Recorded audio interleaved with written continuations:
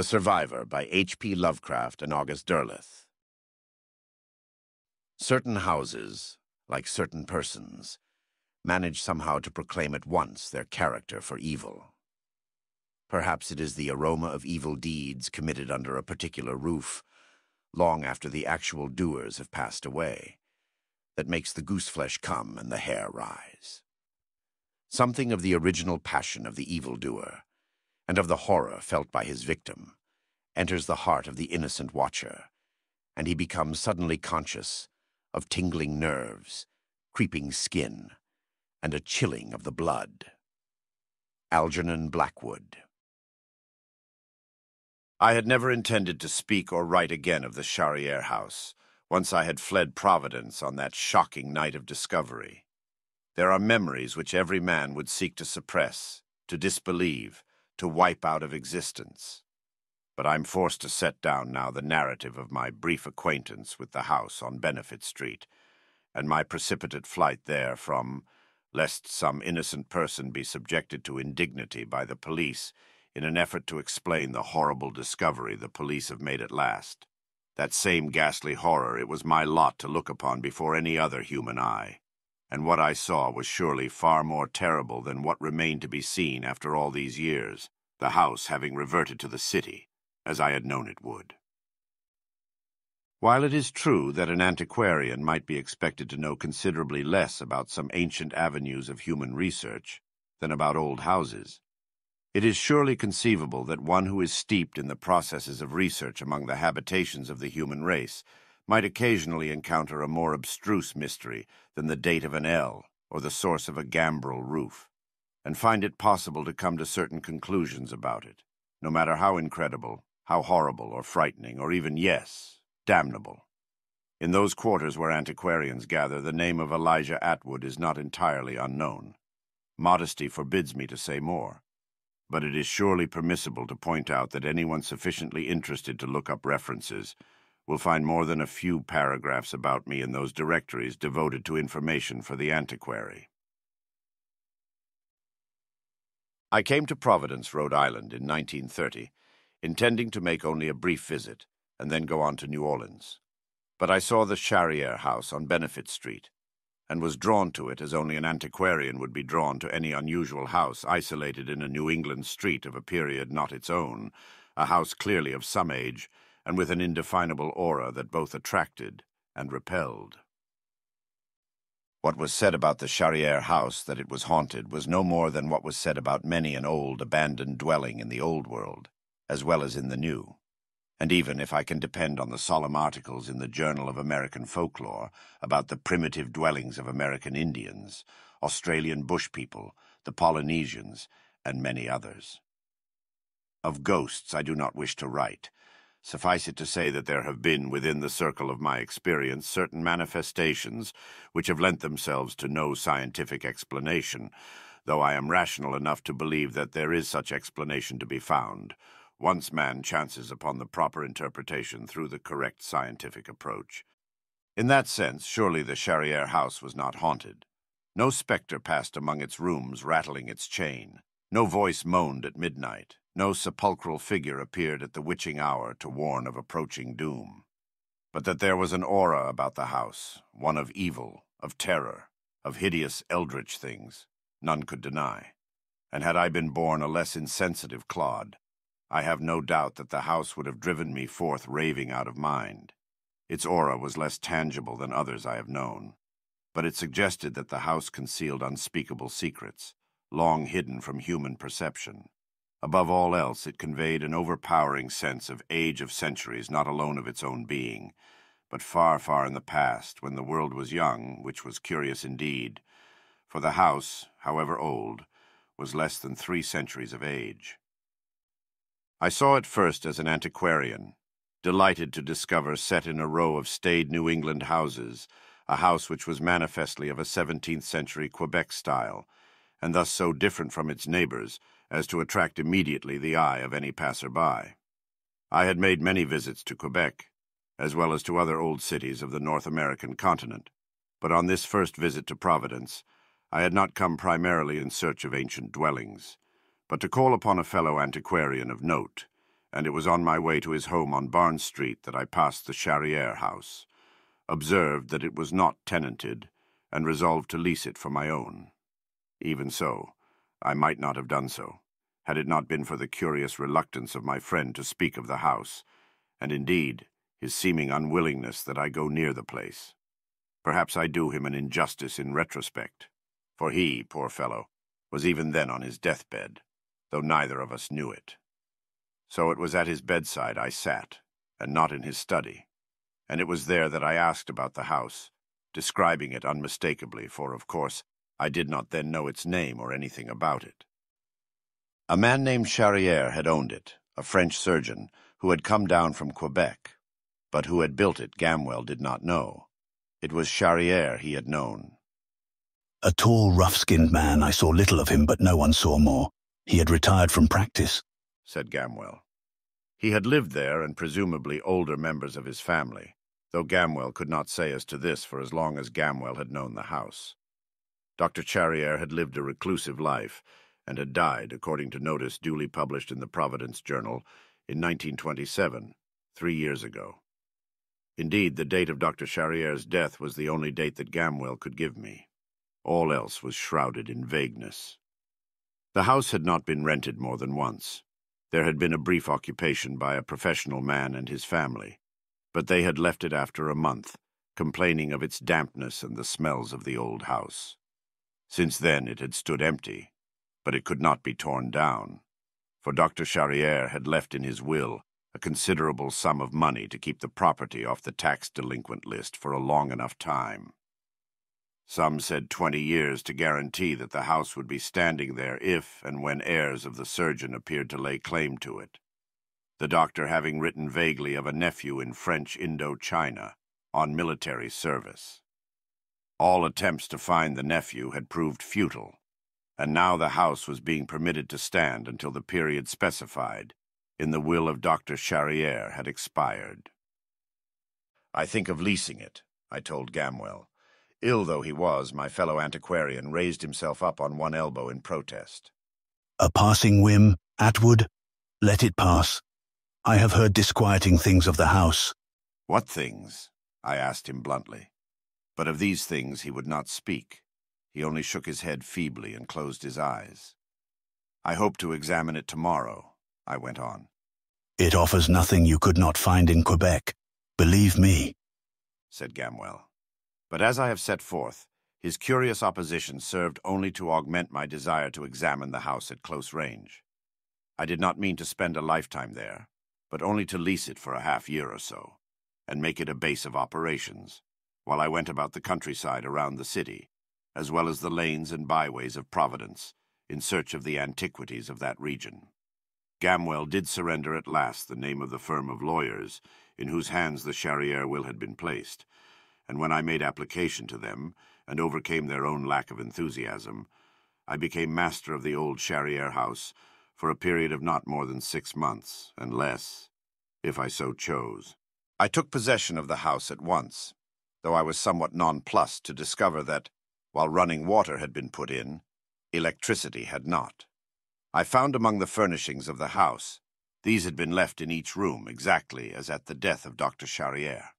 A half-dozen lamps of various shapes and ages, some of them apparently dating back a century or more, with which to light my way. I had expected to find the house cobwebbed and dusty, but I was surprised to learn that this was not the case, though I had not understood that the lawyers, the firm of Baker and Amp Greenbaugh, had undertaken to care for the house during the half-century it was to stand, short of someone's appearing to lay claim to it as the sole survivor of Dr. Charrière and his line. The house was all I had hoped for. It was heavily timbered, and in some of the rooms paper had begun to peel from the plaster, while in others the plaster itself had never been covered with paper, and shone yellow with age on the wall. Its rooms were irregular, appearing to be either quite large or very small. It was of 2 stories, but the upper floor had not been much used. The lower or ground floor, however, abounded in evidence of its one-time occupant, the surgeon, for one room of it had manifestly served him as a laboratory of some kind, and an adjoining room as a study, for both had the look of having been but recently abandoned in the midst of some inquiry or research. quite as if the occupation of the house by its brief tenant post-mortem Charrière had not touched upon these rooms. And perhaps it had not, for the house was large enough to permit of habitation without disturbing them, both laboratory and study being at the back of the house, opening out upon a garden, now much overgrown with shrubs and trees.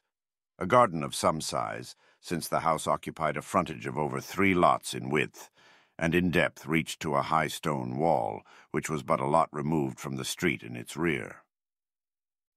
Dr. Charrière had evidently been in the midst of some work when his hour had struck, and I confess its nature intrigued me at once, for it was plainly no ordinary one. The inquiry was not alone a study of man, for there were strange, almost cabalistic drawings resembling physiological charts of various kinds of saurians, though the most prominent among them were of the order Loricata and the genera Crocodilus and Osteolemus, though there were also recognizable drawings of Gavialis, Tomistoma, Gaiman, and Alligator, with a lesser number being speculative sketches of earlier members of this reptilian order reaching back to the Jurassic period. Yet even this fascinating glimpse of the surgeon's odd vein of inquiry would not have stimulated any really genuine delving into his affairs, had it not been for the antiquarian mystery of the house. The Charrière house impressed me at once as having been the product of its age, save for the later introduction of waterworks. I had all along assumed that Dr. Charrière himself had built it. Gamwell had nowhere in our somewhat elliptical conversation given me to understand otherwise, nor had he, for that matter, mentioned the surgeon's age at his death. Presuming it to be a well-rounded 80 years, then it was certainly not he who had built the house, for internal evidence spoke clearly of its origin in the vicinity of the year 1700, or over 2 centuries before Dr. Charrière's death. It seemed to me, therefore, that the house only bore the name of its most recent long-time tenant, and not that of its builder. It was the pursuit of this problem which brought me to several disturbing facts, which bore no relationship, seemingly, to credible facts. For one thing, the year of Dr. Charrière's birth was nowhere in evidence. I sought out his grave. It was, strangely, on his own property. He had obtained permission to be buried in his garden, not far from a gracious old well which stood, roofed over with bucket and all, still as it had stood, doubtless, for almost as long as the house had been standing, with a view to examining his headstone for the date of his birth. But, to my disappointment and chagrin, his stone bore only his name. Jean-François Charrière, his calling, surgeon, his places of residence or professional occupation, Bayonne, Paris, Pondicherry, Quebec, Providence, and the year of his death, 1927. No more. This was enough only to further me on my quest, and forthwith I started to make inquiry by letter of acquaintances in various places where research might be done. Within a fortnight, the results of my inquiries were at hand. But far from being in any way satisfied, I was more perplexed than ever. I had made my first inquiry of a correspondent in Bayonne, presuming that since this was first mentioned on the stone, Charrière might have been born in that vicinity. I had next inquired in Paris, then of a friend in London, who might have access to information in British archives pertaining to India, and then in Quebec. What did I glean from all this correspondence but a riddling sequence of dates? A Jean-François Charrière had indeed been born in Bayonne, but in the year 1636. The name was not unknown in Paris either, for a 17-year-old lad of that name had studied under the royalist exile Richard Wiseman in 1653 and for 3 years thereafter. At Pondicherry and later, too, on the Coromandel coast of India, one Dr. Jean-François Charrière, surgeon in the French army, had been on duty from 1674 onward. And in Quebec, the earliest record of Dr. Charrière was in 1691. He had practiced in that city for 6 years, and had then left the city for an unknown destination. I was left patently with but one conclusion, that the said Dr. Jean-François Charrière, born in Bayonne, 1636, last known to have been in Quebec the very year of the erection of the Charrière house on Benefit Street, was a forebear of the same name as the late surgeon who had last occupied the house. But if so, there was an absolute lacuna between that time in 1697 and the lifetime of the last occupant of the house, for there was nowhere any account of the family of that earlier Jean-François Charrière. If there had been a Madame Charrière, if there had been children, as assuredly there must have been for the line to continue to the present century, there was no record of them. It was not impossible that the elderly gentleman who had come down from Quebec might have been of single status upon his arrival in Providence, and might have married thereafter. He would then have been 61 years of age. Yet a search of the appropriate registry failed to reveal any record of such a marriage, and I was left more bewildered than ever, though as an antiquarian I was fully aware of the difficulties of discovering facts, and I was not at that time too discouraged to continue my inquiries. I took a new line and approached the firm of Baker and Amp Greenbaugh for information about the late Dr. Charrière. Here an even more curious rebuff awaited me, for when I inquired about the appearance of the French surgeon, both the lawyers were forced to admit that they had never laid eyes on him. All their instructions had come by letter, together with checks of generous figures. They had acted for Dr. Charrière approximately 6 years before his death, and thereafter. Before that time, they had not been retained by Dr. Charrière. I inquired then about his nephew, since the existence of a nephew implied at least that there had at one time been a sister or brother to Charrière. But here, too, I was rebuffed. Gamwell had misinformed me, for Charrière had not specifically identified him as a nephew, but only as the sole male survivor of my line. This survivor had only been presumed to have been a nephew, and all search for him had come to naught, though there was that in Dr. Charrière's will which implied that the said sole male survivor would not need to be sought, but would make application to the firm of Baker and Amp Greenbaugh, either in person or by letter, in such terms as to be unmistakable. Mystery there was, certainly. The lawyers did not deny it. But it was understood also that they had been well rewarded for their trust, too well to permit of any betrayal of it save in such casual terms as they had related to me. After all, as one of the lawyers sensibly pointed out, only 3 years had elapsed since the death of Dr. Charrière, and there was still ample time for the survivor to present himself. Failing in this line of inquiry, I again called on my old friend Gamwell, who was still abed and now noticeably weaker. His attending physician, whom I encountered on the way out, now for the first time intimated that old Gamwell might not rise again, and cautioned me not to excite him, or to tire him with too many questions. Nevertheless, I was determined to ferret out what I could about Charrière, though I was not entirely prepared for the keen scrutiny to which I was subjected by Gamwell, quite as if he had expected that less than 3 weeks' residence in the Charrière house should have altered my very appearance. After the amenities had been exchanged, I turned to the subject about which I had come. Explaining that I had found the house so interesting, I desired to know more of its late tenant. Gamwell had mentioned seeing him. "But that was years ago," said Gamwell. "He's been dead 3 years. Let me see, 1907, I think." I was astounded. "But that was 20 years before he died," I protested. Nevertheless, Gamwell insisted, that was the year, and how had he looked? I pressed the question upon him. Disappointingly, senility and illness had encroached upon the old man's once fine mind. "Take a newt, grow him a little, teach him to walk on his hind legs and dress him in elegant clothes. I give you Dr. Jean-François Charrière, except that his skin was rough, almost horny. A cold man. He lived in another world." "How old was he?" I asked then. 80? 80. When first I saw him I was but 20, then he looked no older. And 20 years ago, my good Atwood, he had not changed a jot. He seemed 80 the first time. Was it the perspective of my youth? Perhaps. He seemed 80 in 1907, and died 20 years later. 100, then. It might well have been. But Gamwell, too, was dissatisfying. Once again there was nothing definite, nothing concrete, no single fact, only an impression, a memory of someone I felt Gamwell had disliked for no reason he could name. Perhaps some professional jealousy he did not care to name biased his judgment. I next sought the neighbors, but I found them for the most part younger people who had little memory of Dr. Charrière. except as someone whom they wished elsewhere, for he had an abominable traffic in lizards and the like, and none knew what diabolic experiments he performed in his laboratory.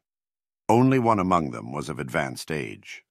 This was an old woman, a Mrs. Hepzibah Cobbett, who lived in a little two-story house directly behind the Charrière garden wall, and I found her much enfeebled in a wheelchair, guarded over by her daughter, a hawk-nosed woman whose cold blue eyes looked at me askance from behind her pince nez.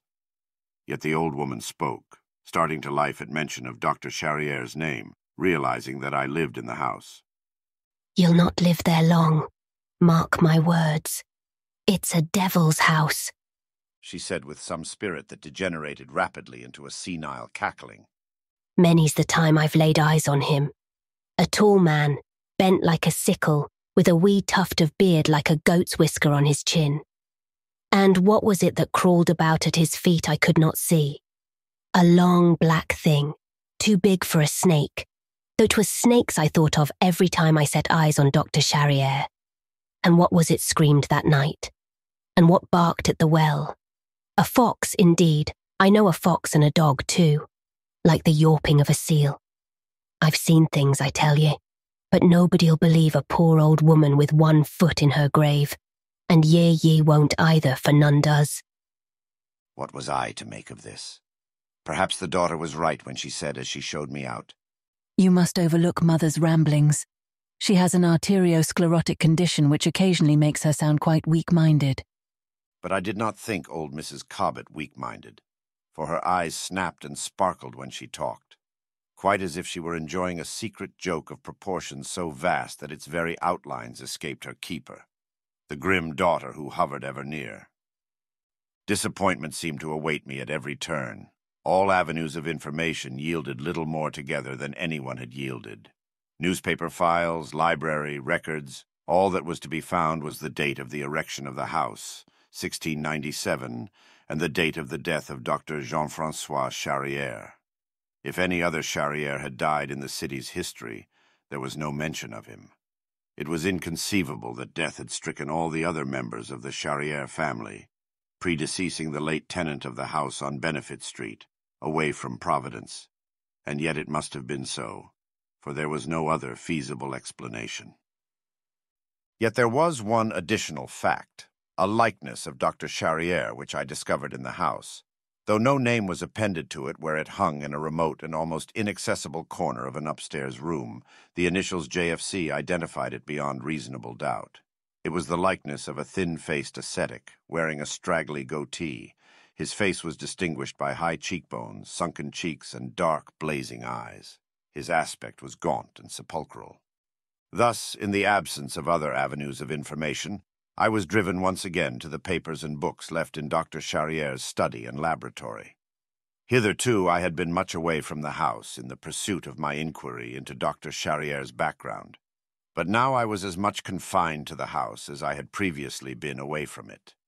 Perhaps it was because of this confinement that I began to grow more keenly aware of the aura of the house, both in a psychic and a physical sense. That unhappy professional man and his family, who had remained here but a month and then left because of the smells abounding, had perhaps conditioned me to smell the house. And now, for the first time, I did indeed become sharply cognizant of various aromas and musks, some of them typical of old houses, but others completely alien to me. The dominant one, however, was identifiable. It was a musk I had encountered several times before in zoos, swamps, along stagnant pools, almost a miasma which suggested most strongly the presence of reptiles. It was not impossible that reptiles had found their way through the city to the haven of the garden behind the Charrière house, but it was incredible that they should have persisted in such numbers as to taint the very air of the place. Yet, seek as I might, I could find no source of this reptilian musk, inside or out, though I fancied once that it emanated from the well, which was doubtless a result of an illusory conviction. This musk persisted, and it was especially strong whenever rain fell, or a fog formed, or dew lay on the grass, as might have been expected, moisture heightening all odors. The house was moist, too. Its short-lived tenantry had been explained in part by this, and in this, certainly, the renter had not been in error. I found it often unpleasant, but not disturbing, not half so disturbing as other aspects of the house. Indeed, it was as if my invasion of the study and laboratory had stirred the old house to protest, for certain hallucinations began to occur with annoying regularity. There was, for one, the curious barking sound which seemed to emanate from the garden late at night, and for another, the illusion that an oddly bent reptilian figure haunted the darkness of the garden outside the study windows. These and other illusions persisted, and I in turn persisted in looking upon them as hallucinatory, until that fateful night when, after hearing a distinct sound as of someone bathing in the garden, I woke from my sleep convinced that I was not alone in the house, and putting on my dressing robe and slippers, I lit a lamp and hurried to the study. What I saw there must certainly have been inspired by the nature of my inquiry into the late Dr. Charrier's papers. That it was a figment of a nightmare I could not doubt at the moment, though I caught but a faint glimpse of the invader. For there was an invader in the study, and he made off with certain papers belonging to the Charrier estate. But as I saw him in the brief glimpse I had of him in the wan yellow light of the lamp held overhead and partially blinding me, he seemed to glisten. He shone blackly, and he seemed to be wearing a skin-tight suit of some rough black material. I saw him for only an instant before he leapt through the open window into the darkness of the garden. I would have followed then, had it not been for the disquieting things I saw in the light of the lamp. Where the invader had stood there were the irregular marks of feet, of wet feet, and more, of feet which were oddly broad, the toes of which were so long nailed as to leave the marks of those nails before each toe, and where he had bent above the papers there was the same wetness, and over all there hung the powerful reptilian musk I had begun to accept as an integral part of the house, so powerful indeed that I almost reeled and fainted. But my interest in the papers transcended fear or curiosity. At that time the only rational explanation which occurred to me was that one of the neighbors, who had some animus against the Charrier house, and were constantly agitating to have it torn down, must have come from swimming to invade the study.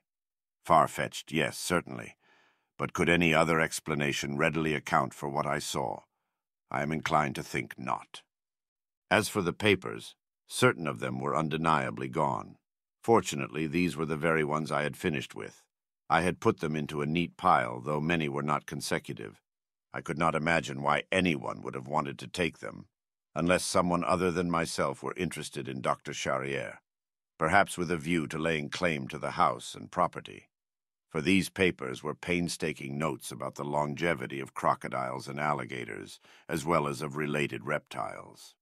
It had already begun to be plainly evident to me that the late doctor had been studying reptilian longevity with almost obsessive devotion, and with a view, clearly, to learning how man might lengthen his own life. If the secrets of reptilian longevity had been revealed to Dr. Charrier, there was nothing in his papers thus far to show that it had, though I had come upon 2 or 3 disquieting suggestions of operations performed on whom was not set down, with a view to increasing the lifespan of the subject. True, there was one variant vein of notes in what I assumed to be Dr. Charrier's handwriting, treated as a related subject, but to me one at variance from the more or less scientific inquiry into the long life of reptiles. This was a sequence of cryptic references to certain mythological creatures, particularly one named Cthulhu, and another named Dagon, who were evidently deities of the sea in some ancient mythology completely unknown to me, and suggestions of long-lived creatures, or people, who served these ancient gods, named the Deep Ones, evidently amphibious creatures living in the depths of the seas. Among these notes were photographs of a singularly hideous monolithic statue of a distinctly saurian cast of feature labeled East Coast Hivawa is, Marquesas, Object of Worship, and of a totem pole of the Northwest Coast Indians of a disturbingly similar workmanship, also reptilian in aspect, this one being marked Kwakiutl Indian Totem, Quatsino Sound, Simti, erected by Tlingit Inns. These curious notes existed as if to show that Dr. Charrier was not averse to examining rites of ancient sorceries and primitive religious beliefs in an effort to bring about some earnestly desired goal. What that goal might be was soon evident enough. Dr. Charrière had not been interested in the study of longevity for its sake alone. No, he had also wished to prolong his own life, and there were certain upsetting hints in the writings he had left behind him to suggest that, in part at least, he had succeeded beyond his wildest dreams. This was a disturbing discovery to make because it recalled again the curious history of that first Jean-François Charrière, also a surgeon, about whose later years and death there was fully as much mystery as there was about the birth and early years of the late Dr. Jean-François Charrière, who died in Providence in 1927. The events of that night, though not frightening me too badly, did result in my purchasing a powerful Luger pistol in a second-hand shop, as well as a new flashlight. The lamp had impeded me in the night, which a flashlight would not do in similar circumstances.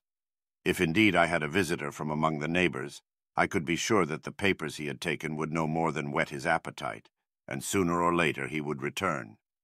Against that contingency, I meant to be fully prepared, and if again I caught a marauder in the study of the house I had leased, I would not hesitate to shoot if my demand to stop where he was were not heeded.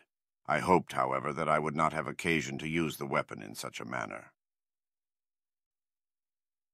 On the next night I resumed my study of Dr. Charrière's books and papers. The books had surely at one time belonged to his forebears, for many of them dated back through the centuries. Among them was a book translated into the French from the English of R. Wiseman, testifying to some connection between the Dr. Jean-François Charrière, who had studied in Paris under Wiseman, and that other surgeon of similar name who had, until recently, lived in Providence, Rhode Island. They were en masse a singular hodgepodge of books. They seemed to be in every known language, from French to Arabic. Indeed, I could not hope to translate a majority of the titles, though I could read French and had some smattering of the other Romance languages. I had at that time no understanding of the meaning of such a title as Unaussprechlichen Kulten by von Junst, though I suspected that it was akin to the Count Derleth's Culte des Goules, since it stood next to that book on the shelf. But then, books on zoological subjects stood beside weighty tomes about ancient cultures. They bore such titles as An Inquiry into the Relationship of the Peoples of Polynesia and the Indian Cultures of the South American Continent, with special reference to Peru, the Panacotic Manuscripts, De Fortivis Literarum Notis, by Giambattista Porta, Thicknesses Cryptographic, The Demonolatreia of Remigius, Banfort's The Saurian Age, a file of the Aylesbury, Massachusetts transcript, another of the Arkham, Massachusetts Gazette and the like. Some of these books were certainly of immense value, for many of them dated as far back as from 1670 to 1820, and though all showed much wear from use, all were still in relatively good condition. These books, however, meant comparatively little to me. In retrospect, I am constrained to believe that, had I examined them more attentively, I might have learned even more than I did. But there is a saying that too much knowledge of matters men are better off without knowing is even more damning than too little. I soon gave over my examination of the books because I discovered, pressed in among them on the shelves, what seemed at first glance to be a diary or journal, but was, on closer examination, manifestly a notebook, for the entries dated too far back to have encompassed Dr. Charrière's span of years. All were written in a crabbed, tiny script, which was most certainly the late surgeon's, and despite the age of the first pages, all had been written by the same hand, suggesting that Dr. Charrière had set down these notes in a kind of rough chronology, very probably from some earlier draft. Nor were they jottings alone. Some were illustrated with crude drawings which were nevertheless effective, as are on many occasions the primitive paintings of untutored artists.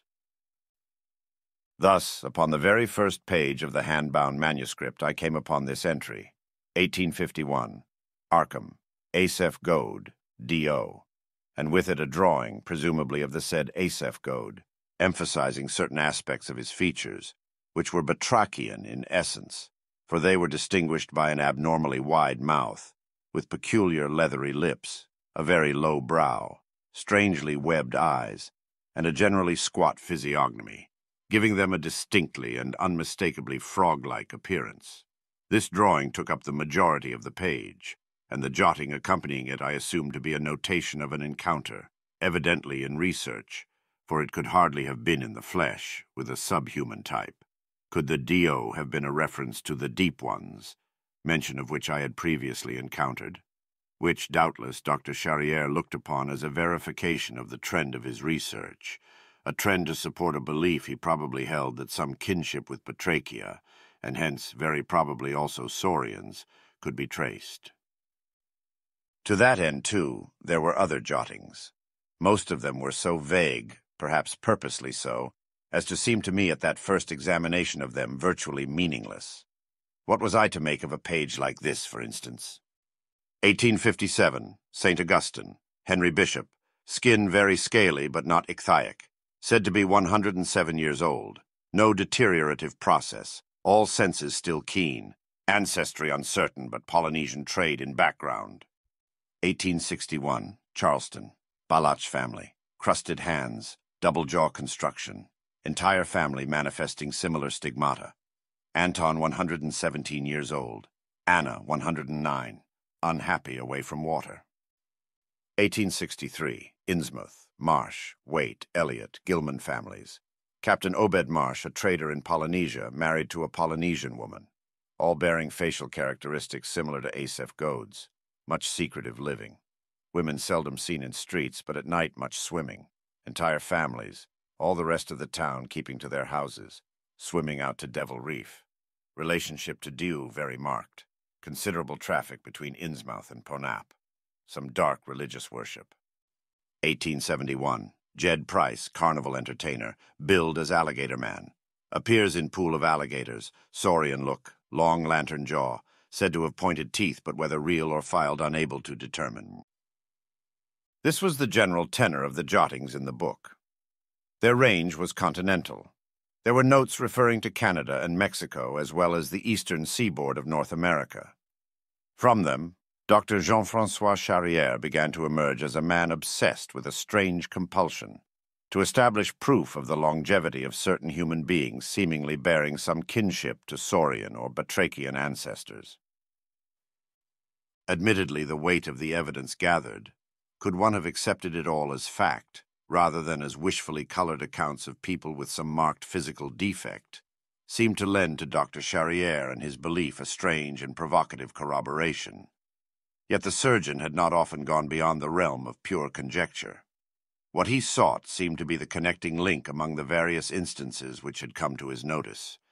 He had sought this link in 3 bodies of lore. The most familiar of these was the Vodou legendary of African culture.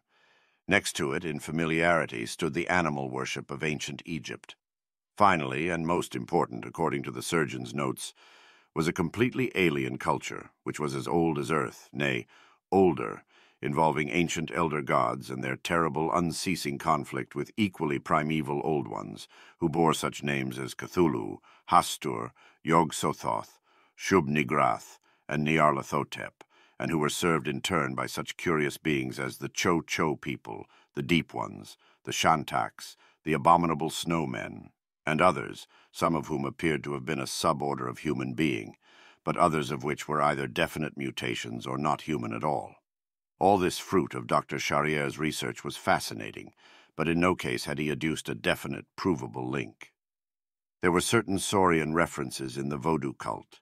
There were similar connections to the religious culture of ancient Egypt, and there were many obscure and tantalizing suggestions connecting the Saurians to the Cthulhu myth pattern, ranging far deeper into the past than Crocodilus and Gavialis, embracing Tyrannosaurus and Brontosaurus, Megalosaurus, and other Mesozoic reptilia. In addition to these interesting notes, there were diagrams of what seemed to be very odd operations, the nature of which I did not fully comprehend at that time. These were apparently copied out of ancient texts, particularly one given frequently as source entitled De Vermi Mysterious by Ludwig Prinn, another of those obscure references completely foreign to me. The operations themselves suggested a raison d'etre too astounding to accept on face. One of them, for instance, was designed to stretch the skin, consisting of many incisions made to permit growth. Yet another was a simple cross incision made at the base of the spine for the purpose of extension of the tailbone. What these fantastic diagrams suggested was too horrible to contemplate. Yet it was part and parcel, surely, of the strange research conducted for so many years by Dr. Charrière, whose seclusion was thus readily explicable, since his was a project which could only be conducted in secret, lest it bring down upon him the scorn and laughter of his fellow scientists. Among these papers there were also certain references set down in such a manner that I could not doubt they were the experiences of the narrator. Yet, for all that these antedated 1850, in some cases by decades, they were unmistakably in Dr. Charrière's handwriting, so that, accepting always the possibility that he had transcribed the experiences of someone else, it was evident that he was more than an octogenarian at the time of his death. Indeed, far more, so much more that the very anticipation of it made me uneasy, and cast my thoughts back to that other Dr. Charrière who had gone before him. The sum total of Dr. Charrière's credo amounted to a strongly hypothetical conviction that a human being could, by means of certain operations, together with other unusual practices of a macabre nature, take upon himself something of the longevity that characterized the Sauria. That as much as a century and a half, perhaps even 2 centuries, could be added to a man's lifespan. And beyond that, given a period of semi-conscious torpor in some moist place, which would amount to a kind of gestation, the individual could emerge again, somewhat altered in aspect, true, to begin another lengthy span of life, which would, by virtue of the physiological changes which had taken place in him, be of necessity somewhat altered from his previous mode of existence. To support this conviction, Dr. Charrière had amassed only a number of legendary tales, certain data of a kindred nature, and highly speculative accounts of curious human mutations known to have existed in the past 291 years. A figure which later assumed far more meaning when I realized that this was the exact span of time from the year of the birth of that earlier Dr. Charrière to the date of the later surgeon's death.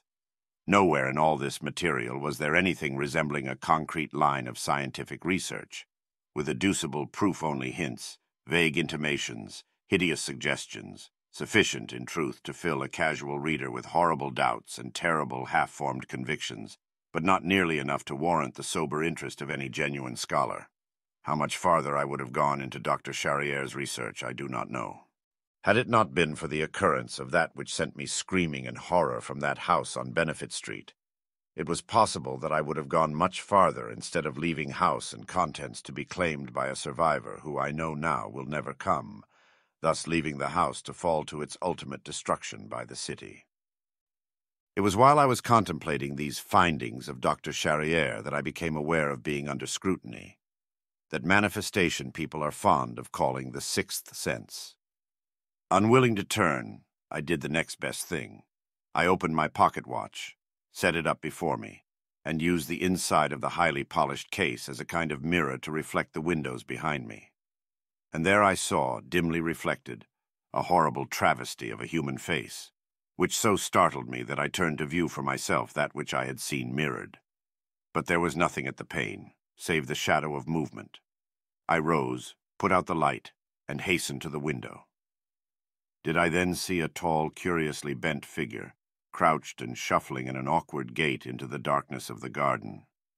I believed that I did, but I was not given to folly enough to venture out in pursuit. Whoever it was would come again, even as he had come the previous night. Accordingly, I settled back to watch, a score of possible explanations crowding upon my mind. As the source of my nocturnal visitor, I confess I put at the head of the list the neighbors who had long opposed the continued standing of the house of Dr. Charrière. It was possible that they meant to frighten me away, unaware of the shortness of my lease. It was also possible that there was something in the study they wanted, though this was far-fetched, in view of the time they had had to search the house during its long period of unoccupancy. Certainly the truth of the matter never once occurred to me.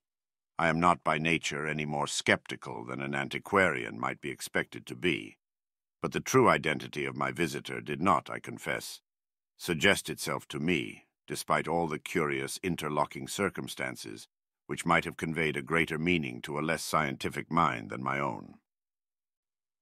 As I sat there in the dark, I was more than ever impressed with the aura of the old house. The very darkness seemed alive, but incredibly remote from the life of Providence which swirled all around it. The interior darkness was filled instead with the psychic residue of years, the persistent smell of moisture, accompanied by that musk so commonly associated with reptilian quarters at the zoo, the smell of old wood, old limestone, of which the cellar walls were composed, the odor of decay, for the centuries had begun to deteriorate both wood and stone.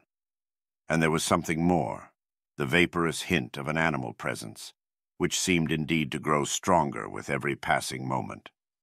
I sat there well over an hour before I heard any untoward sound.